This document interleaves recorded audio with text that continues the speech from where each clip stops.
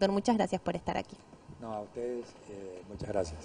Bueno, en principio queríamos comentar o conversar con usted acerca de este respaldo judicial que logró Formosa una vez más a través de la Defensoría del Pueblo, que tiene que ver con que Nación no lleve las causas por pensiones de discapacidad a la Corte, ¿no? Y justamente marca un precedente más que importante para todo el país. En ese sentido, preguntarle cómo fue este proceso y por qué es tan importante este precedente. Bueno, mira, en esto, hacerte la aclaración de que es un trabajo de la Defensoría del Pueblo, junto con fundaciones, asociaciones de personas con discapacidad de acá de Formosa, también otras áreas, digamos, como la Dirección de Discapacidad del Ministerio de la Comunidad, que ante lo que fue el impulso en su momento, la gente va a recordar las auditorías que se llevaron a cabo o se pretendieron llevar a cabo en su momento, digamos, por parte de lo que fue la ANDIS y que hoy es la Secretaría de Discapacidad de Nación, que fue, digamos, incorporada estructuralmente dentro de lo que es el Ministerio de Salud.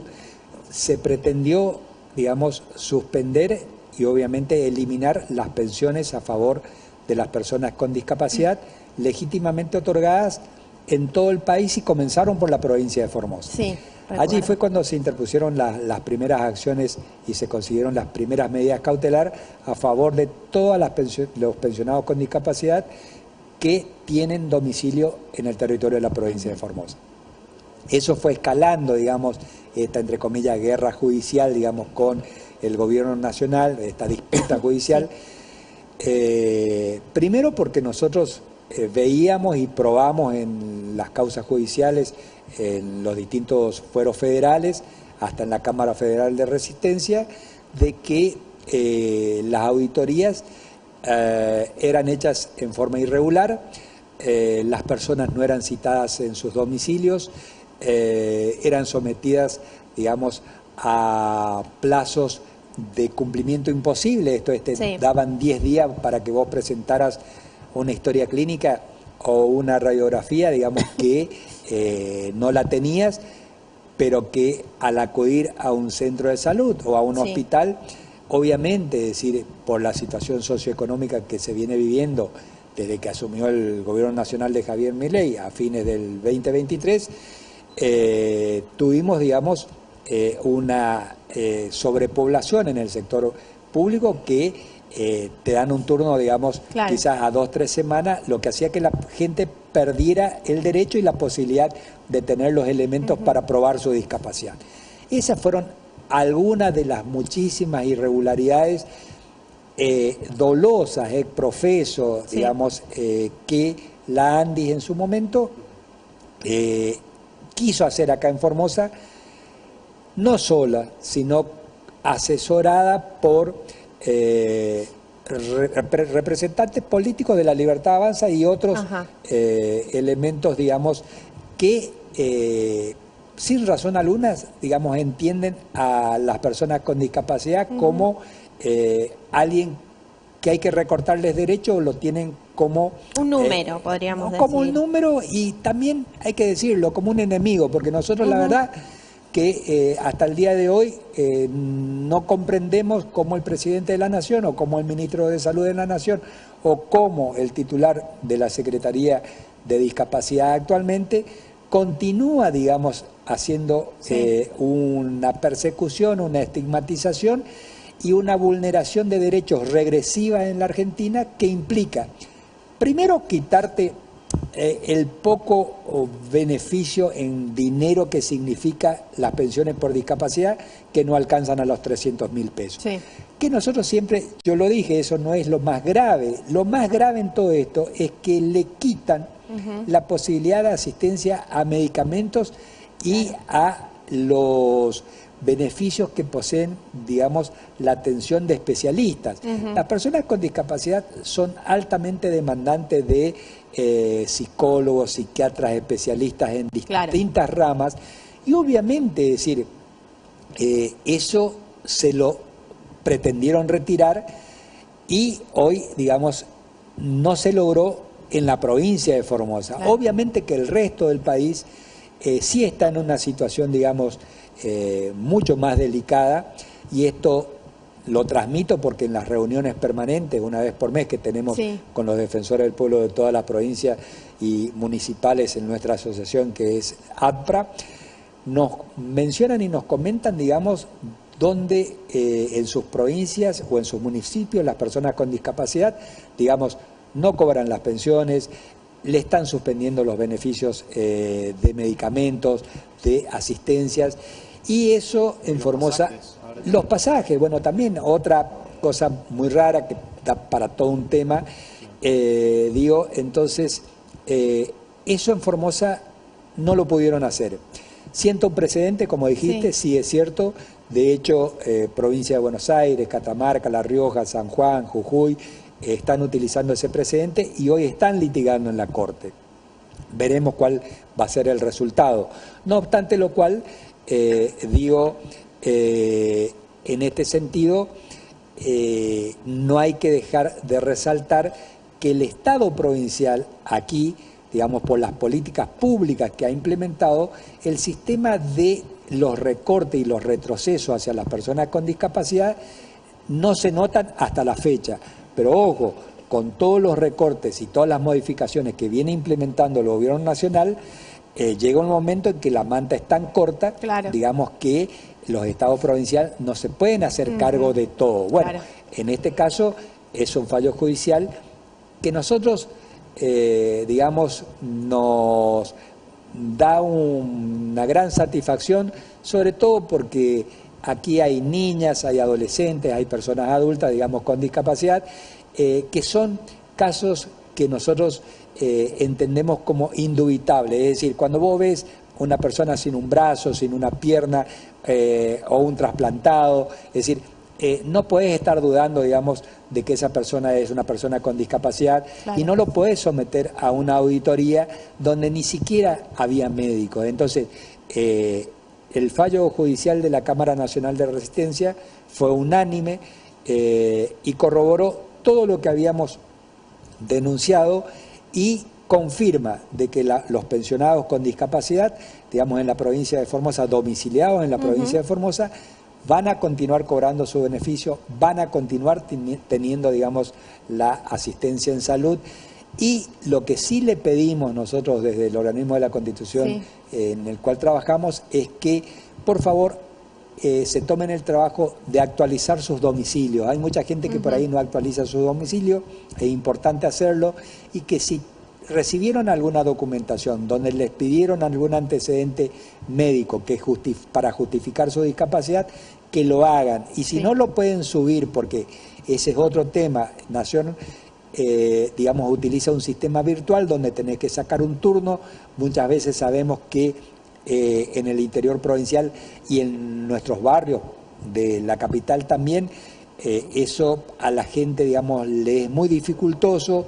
La ANSES tampoco le está prestando una colaboración suficiente o necesaria en este tema, por lo que tal vez son personas grandes también que les cuesta por ahí más también no hay el manejo de la tecnología. De la ANDIS en este contexto, cuando se hicieron las auditorías, se hacían en domicilios particulares, no sé, en sedes partidarias, por ejemplo, en La Libertad Avanza, que muchas veces eran convocados, eran citados, y cuando iban al lugar como tal, o era errónea la dirección, o no estaban atendiendo y era poco claro, y cuando llegaba la etapa de vencimiento caía el beneficio como tal, o el beneficio o el derecho, en este caso, de las pensiones.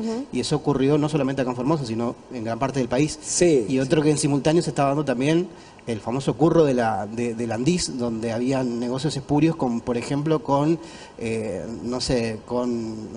prestadores. Con los prestadores de servicio, por ejemplo, no con los prestadores de servicio, inclusive con una famosa empresa de correo también, que era el que recibía la plata, pero no otorgaba el servicio, por así decirlo. Pasó eso también. Obviamente, es decir, en esto nosotros fuimos testigos, digamos, en algunos lugares donde en plazas, digamos, se citaba a través de megáfonos o de radios a la gente.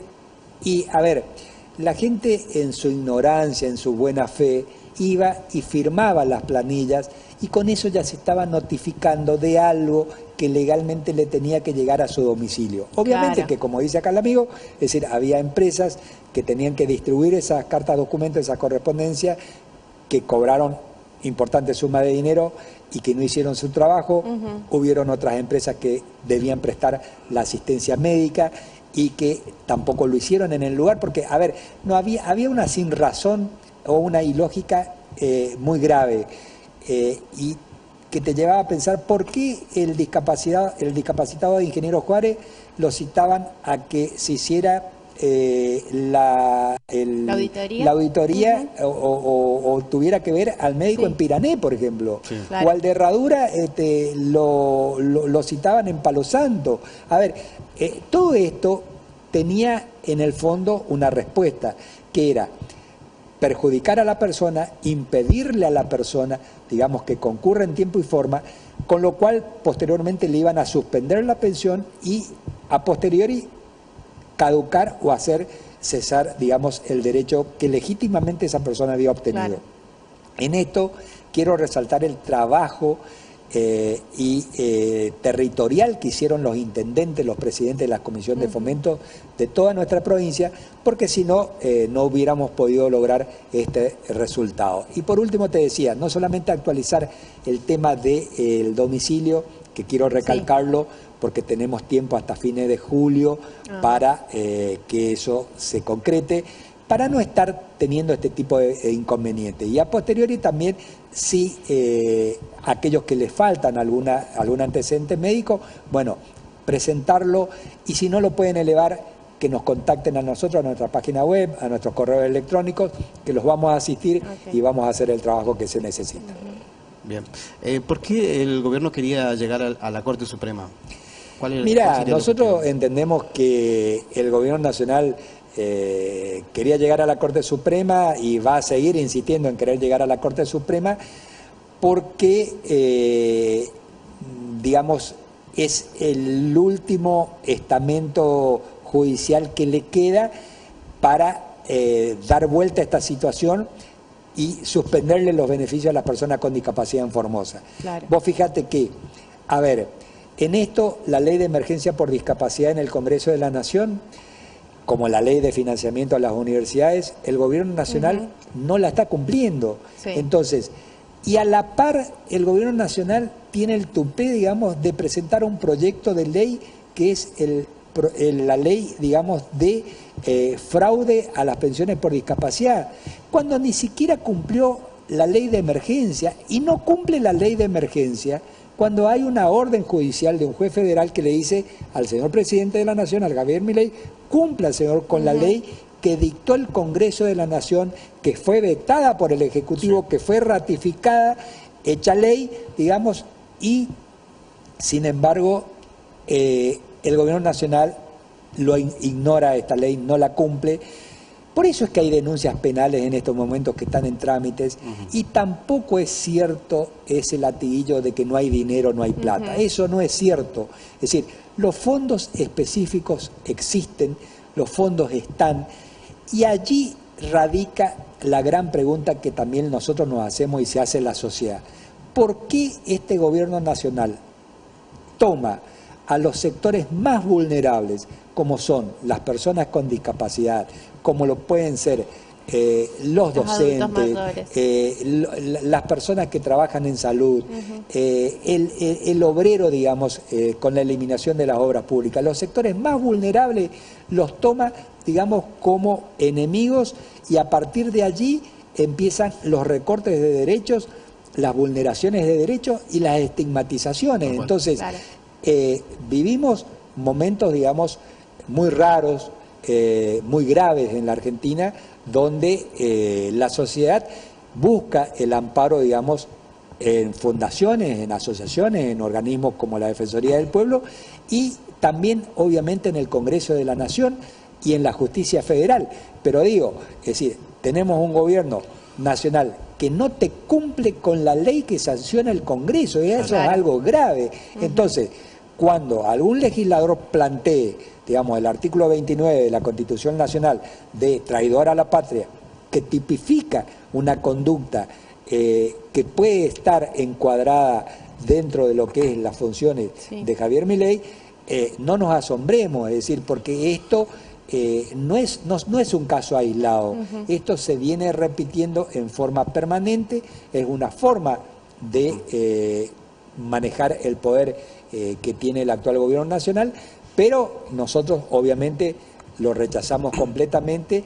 Y aclarar algo, jamás estuvimos en contra de las auditorías, a pesar de que muchos medios acá en Formosa y referentes políticos dijeron no quieren hacer las auditorías porque esconden cosas o porque no quieren o porque tienen, digamos, personas con discapacidad que no van a poder probar la discapacidad. A ver, no es cierto.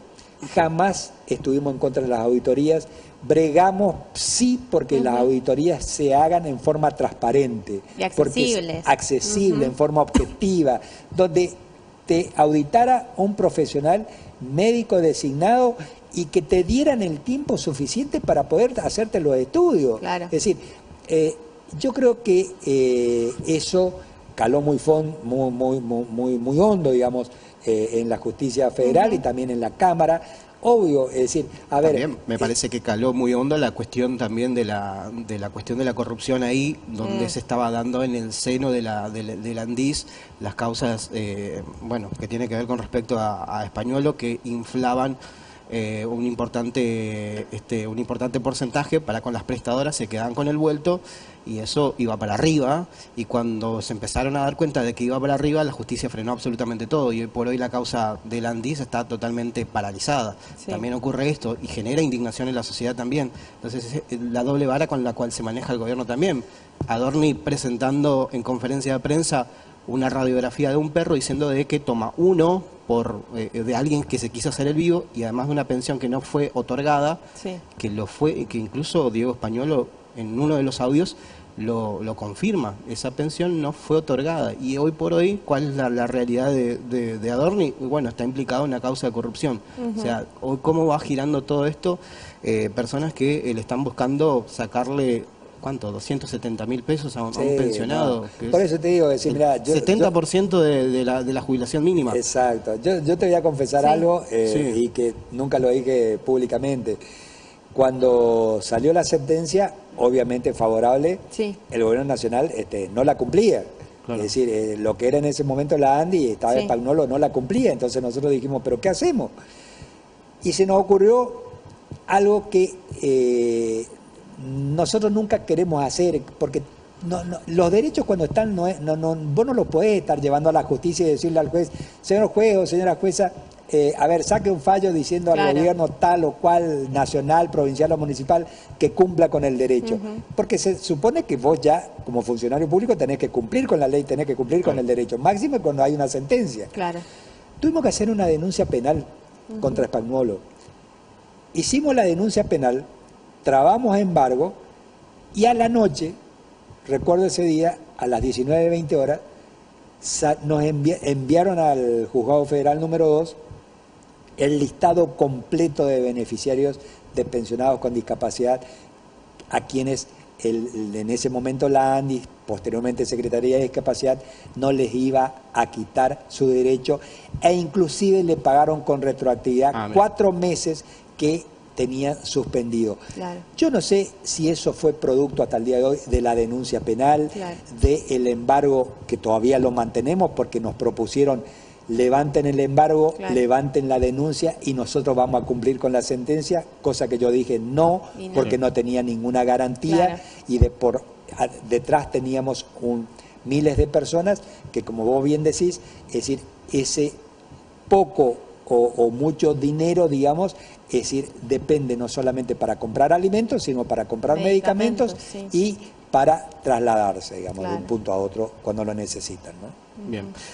Cambiando un poco de tema, en lo que tiene que ver respecto de política tarifaria, bueno, en los últimos días otra vez una reactualización en el precio de la energía eléctrica a nivel mayorista, porque hay alguien que produce la energía y que lo administra una empresa que se llama Camesa y es el que se encarga de brindar los nuevos valores.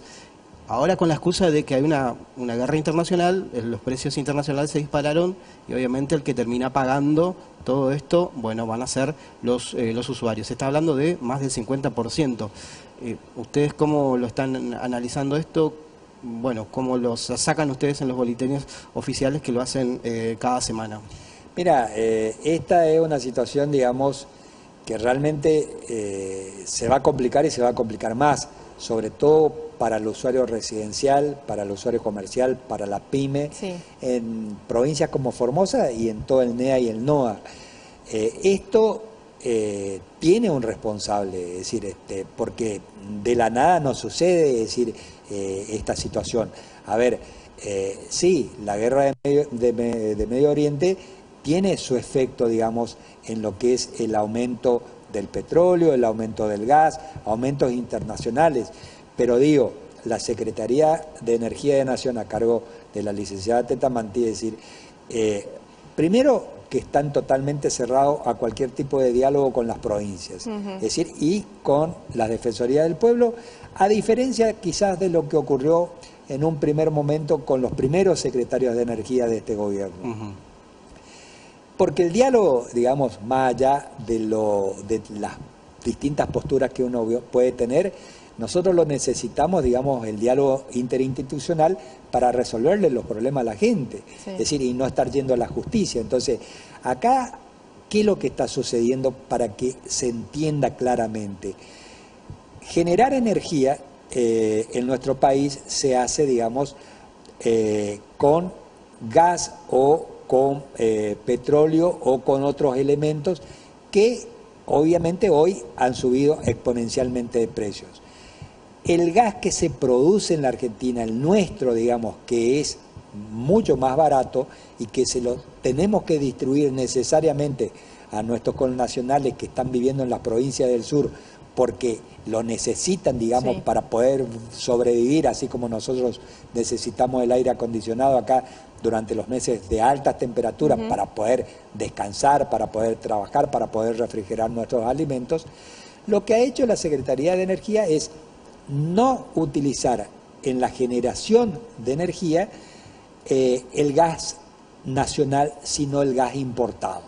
Importar gas. Con lo cual el precio de la energía obviamente no te va a subir un 50%, te va a subir un 100%. Sí.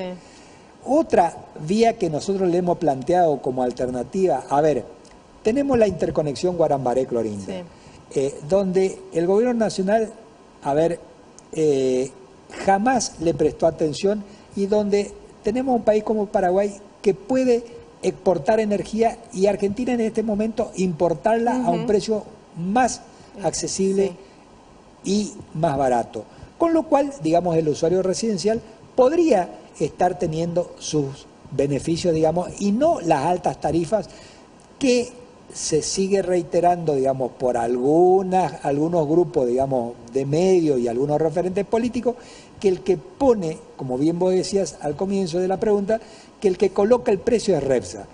Nada más alejado de eso. A ver, el precio de la energía eléctrica lo coloca, digamos, CAMESA, la Secretaría de Energía, a través de la etapa de generación, sí, de transporte que nosotros tenemos a Transnea, sí, y después la distribuidora recibe esa energía y hay un costo obviamente para distribuirla, porque si no Repsa no podría existir, sí, que asciende a un aproximadamente 28%, 20%, ponele. Dentro de esa torta donde el 80% del además que precio, no se aplican tasas municipales ni impuestos. Exacto, eso es muy importante. Solamente se aplica en la tarifa de Repsa el IVA. Hay un proyecto legislativo muy interesante en el Congreso de la Nación, que es la tarifa, digamos, el proyecto que crea la tarifa regional diferenciada para las provincias del norte. Bueno, en esto me parece que el Congreso de la Nación tiene que jugar un papel preponderante, porque si bien no es necesaria una ley, nosotros entendemos que la Secretaría de Energía puede, mediante una simple resolución, establecer una tarifa regional diferenciada para el norte. Lo está pidiendo el gobernador de Corrientes, y Corrientes tiene Yacyretá, y la energía de Yacyretá va hasta Buenos Aires, vuelve a las provincias del norte con el encarecimiento que implica el transporte, y por eso la energía es más barata para quienes viven en Cava. Claro. Y nosotros en el norte, en el NEA, que somos productores de energía, nos cuesta la energía más cara, y sabemos que nuestros ingresos son más bajos, y los ingresos de quienes trabajan en el sector público y en el sector privado en Cava es mucho más alto. Claro. Ahora, digo, todas esas asimetrías no se resuelven desde un escritorio de Puerto Madero, se resuelven conociendo la realidad de la Argentina profunda, de la Argentina del norte. Digo, los gobernadores del NEA y del NOA que estuvieron reunidos en el CFI la semana pasada, uno de los puntos fue, a ver, la reconversión del gasoducto del norte. La provincia de Formosa tiene 99 usuarios de gas por red. Eso es lo que tiene Gasnea en toda la provincia. Claro. ¿Hace cuánto que tiene la licitación? ¿Qué inversiones hizo? Absolutamente ninguna. El gas por red, obviamente, es algo que es mucho más barato, mucho más accesible, si bien necesitas tener toda una infraestructura. Bueno, es decir, no la tenemos. Tampoco tenemos una tarifa regional diferenciada. Entonces, creo que en algún momento, y en esto han pasado varios gobiernos, digamos, tenemos que lograr entre todos, digamos, obtener ese beneficio que no es una dádiva, es decir, que es algo que vos fijate, yo siempre lo comparo con el transporte público de pasajeros. ¿Por qué el transporte público de pasajeros sigue siendo subsidiado en la Ciudad Autónoma de Buenos Aires y en algunos partidos de la provincia de Buenos Aires, y se eliminó el subsidio al transporte de pasajeros en el interior de la Argentina? Es decir, ¿por qué algunos usuarios pueden tener un nivel de calidad de vida y de servicios que los del norte no lo podemos tener, o lo tenemos que tener pagando el triple o el cuádruple, digamos, del costo que se necesita, digamos, para poder tener ese beneficio?